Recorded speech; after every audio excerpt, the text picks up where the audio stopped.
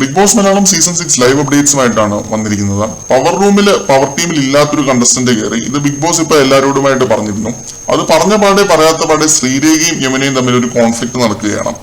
Jasmine power ടീമിൽ വന്നതിന് ശേഷമാണ് ഇത്രയും പ്രശ്നം ഉണ്ടായത്. സിജോ ആയിരുന്നുവെങ്കിൽ ഇതൊന്നും ഉണ്ടാവില്ലായിരുന്നു എന്നാണ് ശ്രീരേഖയുടെ അഭിപ്രായം.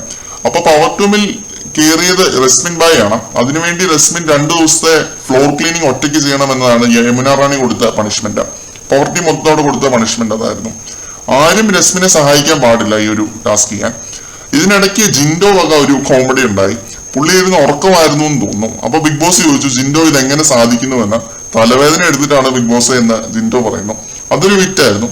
ഇതിനുശേഷം ടാസ്ക് വീണ്ടും തുടങ്ങുന്നു. ജാസ്മിൻ ആയിരുന്നു റോൾ പ്ലേ ചെയ്യേണ്ടിയിരുന്നത്. ഡെൻ ടീമുമായിട്ടാണ് ജാസ്മിൻ മത്സരിച്ചത്. ഡെൻ ടീം ഒരു രക്ഷയുമില്ലായിരുന്നു ഈ ഒരു ടാസ്കില്. ഓരോ തമിഴ് പടങ്ങളിൽ കാണുന്ന വില്ലന്മാരുടെ ഒരു മാരക സ്പൂഫ് വേർഷൻ ആയിരുന്നു. ജാസ്മിന് ചെവിതല കൊടുത്തില്ല എന്ന് മാത്രമല്ല മാക്സിമം ഇറിറ്റേറ്റ് ചെയ്ത് നശിപ്പിച്ച് കളഞ്ഞു. അവരുടെ ആ ഒരു ഇയാമ്പാറ്റ ഡാൻസ് ഒക്കെ ഒരു രക്ഷയുമില്ലായിരുന്നു. ഋഷിയൊക്കെ വൻ പൊളിയായിരുന്നു. കൊഞ്ചം മലമ്പാമ്പിനെ ഫ്രൈ പണ്ടുമാ എന്നൊക്കെ പറഞ്ഞു. അൻസിബയും അർജുനും എല്ലാരും പൊളിയായിരുന്നു. ആളാം പ്രതി എല്ലാരും തകർത്തു വാരി. പിന്നെ നമ്മുടെ റോക്കി ബായ് മേക്ക് ഓവറും പെർഫോമൻസും എല്ലാം വൻ പൊളി. കുടിയടി കുടിപ്പാല് എന്നൊക്കെ പറഞ്ഞ് റോക്കിയും ജസ്റ്റ് കിടുവായിരുന്നു.